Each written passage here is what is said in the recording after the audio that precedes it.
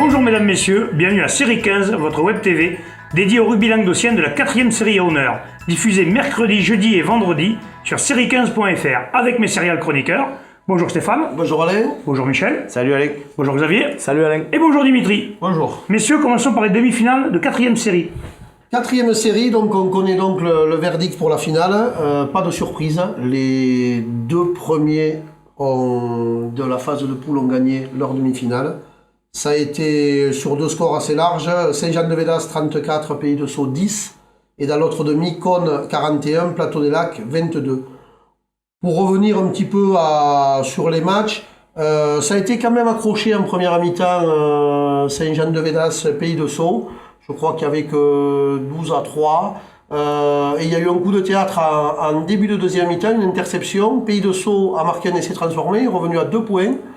Il aurait pu avoir une surprise. Voilà, il aurait pu avoir une surprise, mais ensuite ça a fait que, je pense, Saint-Jean-de-Védas a déroulé son jeu, avec leurs individualités. Ils ont marqué 3 essais en deuxième mi-temps, ils se sont largement imposés. D'accord. Le match avait lieu à Conques. D'accord. Et la deuxième demi-finale à Saint-Chinian. Et la deuxième demi-finale donc était à Saint-Chinian. Et là, c'est Cône qui s'est imposé, donc 41-22 sur le Plateau des Lacs. Là aussi, pas de surprise. J'ai perdu ma pièce puisque je pensais que Plateau des Lacs aurait été capable d'inverser la tendance. A priori, ils ont fait beaucoup de plaquages manqués. Ils ont pris 3 essais sur des plaquages manqués. Ça, les portes de salon. Pardon ? On appelle ça les portes de salon. C'est pas ça tout seul. Voilà, donc. Ah oui, le plaquage, c'est la base. Sinon, il y aura une finale que tout le monde attendait, puisque Cône est la seule équipe à avoir un petit peu accroché Saint-Jean-de-Védas. Oui, donc sur un match. Je pense que sur un match. En demi du challenge, il y avait eu 6-6. Et Saint-Jean-de-Védas l'avait emporté au tir au but. Voilà, donc ça va être ouvert. La finale dans 15 jours promet. D'accord. Déjà qu'ils se sont fait un petit peu peur là, sur l'interception peut-être, Saint-Jean-de-Védas. Saint-Jean-de-Védas, oui. Les autres sont revenus. Ils ont dû resserrer les boulons juste derrière. Je pense qu'ils seront prêts parce que c'est quand même, je pense, leur objectif. Donc voilà, on reviendra plus tard sur cette finale. Passons à la 3e série, Michel. Alors en 3e série, il y avait les demi-finales aussi. Donc la première opposait Névian-Canet à Bram. Elle se jouait à Trèbes. Donc cette équipe de Bram là, qui a créé la surprise la semaine dernière contre les Portis Sersois, a bien combattu là, devant cette équipe de Canet qui était favorite. L'équipe de Canet a quand même été supérieure en conquête, mieux organisée. Donc petit à petit, elle a monopolisé le ballon. Malgré l'absence du numéro 10, il était blessé, victime d'une grosse contracture apparemment à la cuisse. Donc c'est le jeune Julien Solsona qui l'a remplacé, qui fait partie de la sélection régionale d'ailleurs. Oui, j'ai quand même pas non plus donc, un mauvais joueur, comme dirait. Non, mais bon, comme on dit, place aux jeunes. Hein. Donc apparemment, il a su utiliser le nombre de ballons qu'a touché Névian-Canet. Donc il y avait 12-8 à la mi-temps. Et le match a basculé apparemment sur un essai d'Aurélien Bonour, l'entraîneur-joueur, sur une tapette à touche. Là, il s'est faufilé et est allé marquer tout seul. Voilà. Donc score au final 27-8. Un match engagé, mais une belle fête. Les deux équipes se sont retrouvées à la fin. Bram, il va être content quand même. L'invité surprise des demi-finales. Déjà qu'ils ne pensaient pas aller aussi loin. Voilà, c'est vraiment un super esprit. C'était une belle demi-finale. On retrouve la finale des favoris. C'était premier et second, non ? Voilà. Donc là, je vais en parler de l'autre demi-finale quand même. Vous anticipez un peu. Voilà, donc l'autre demi-finale, c'était Villeneuve-la-Comtale contre le Bassin Sud-Minervois, qui se joue à Conques. Donc cette jeune équipe du bassin, sur laquelle j'étais le seul à avoir mis une pièce d'ailleurs, parce que vous étiez tous... Oui, c'était pas mouillé tes collègues, ils n'avaient pas pris de risque. Ils n'avaient pas pris de risque. Et bon, donc elle a joué avec 2 juniors au poste de 8 et numéro 9. Et donc justement, ils ont quand même manqué un peu d'expérience par rapport à cette équipe expérimentée de Villeneuve. Donc ils leur rendaient pas mal de poids. Simulé peut-être ? Ils ont simulé les mêlées rapidement pour essayer de nouveau d'équilibrer un petit peu la partie. C'est une bonne guerre. Voilà. Mais bon, après, Voilà. Ouais, je sais que les piliers n'aiment pas trop quand on simule les mêlées. C'est dégueulasse. On joue chacun avec ses forces. Hein. Donc avec une défense bien en place, ils ont réussi à bien les contrer. À les accrocher. Et du coup, Villeneuve a joué vraiment que sur du cache-ballon pendant pratiquement 80 minutes. Il y avait la mi-temps, c'était... Ouais, donc ça a tenu 10-3 à la mi-temps, ils menaient 10-3. Et en deuxième mi-temps, les joueurs de Walter là, ont réussi à avoir quelques ballons. Ils ont réussi à marquer un essai et ils sont repassés devant à 11-10 à la 55e minute. Et du coup, il a fallu que les joueurs de Villeneuve cravachent quand même.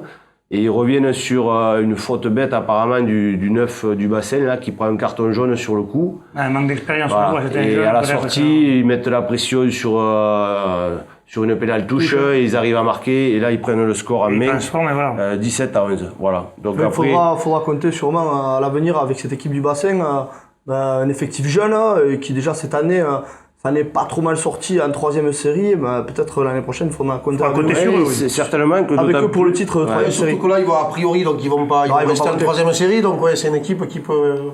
D'autant plus qu'ils auraient pu faire la différence à la fin, parce qu'ils ont 2 ou 3 occasions d'essai où ils se font arrêter 1 mètre, dont un essai refusé. Enfin, je pense que les joueurs de Villeneuve ont eu très très peur et doivent être bien contents d'être en finale. Mais bon, la logique a été respectée. Et je pense que cette finale à Villeneuve contre Névian-Canet était attendue par tout le monde. On peut annoncer qu'il y aura d'ores et déjà un club audois champion du Languedoc, en troisième série. Voilà. Avec 2 représentants, ça semble logique. Vu qu'elle avait 4 à demi-finale, je pense qu'elle avait déjà annoncé la semaine Ce dernière. coup-là, il n'était pas mouillé, mais tu l'as bien trouvé. Mais sur les pronostics, il est pas mauvais. Il est pas mauvais. Le dieu du prono. C'est toi pour le moment. Bravo. Allez, messieurs, revenons au sérieux. Moi je suis nul, bon, Xavier, on passe aux sélections du Languedoc. Bon, je vais essayer d'être sérieux. Donc, à Servian, dimanche, la sélection du Languedoc des moins de 26 ans des séries territoriales a battu son homologue de la Provence sur le score de 30-25. D'ailleurs, nous avons quelques images de l'interview du capitaine et de l'entraîneur de la sélection du Languedoc. D'abord, messieurs, félicitations. Maxime, alors, en demi, direction Merci. Paris. Voilà, c'est ça, c'est fait. Direction Paris. Un match un petit peu compliqué quand même. On n'a pas joué comme il fallait dès le début. On s'est bien retrouvé après, en seconde période, après une petite remobilisation des coachs. Et voilà, je pense qu'on a fait ce qu'il fallait. Et maintenant, à Paris. Philippe, un petit mot. Je crois que ce groupe a un énorme potentiel. Ils savent l'exploiter que sporadiquement. Donc je pense que dès qu'ils sortent un peu du cadre et qu'ils veulent un peu faire les babasses, à la sortie, voilà, on rend des ballons, on prend des contres, on fait des fautes, etc. Donc je pense qu'on peut aller loin si eux aussi... Ils ont envie. Non, mais envie, ça ils en ont toujours envie. Ça, j'ai pas peur de ça. S'ils restent dans le cadre et s'ils font ce qu'ils savent faire. Voilà. Et là, on peut être très très bien. Bon, eh bien merci, bonne chance et Merci à bientôt à vous. les gars. Donc, ce dimanche, la sélection du Languedoc l'a eu dur pour vaincre la Provence. Pourtant, le Languedoc recevait. Le Languedoc avait fini deuxième des phases de poule et jouait contre la Provence qui avait fini septième des phases de poule. Donc, ce privilège nous permettait de recevoir dans le Languedoc.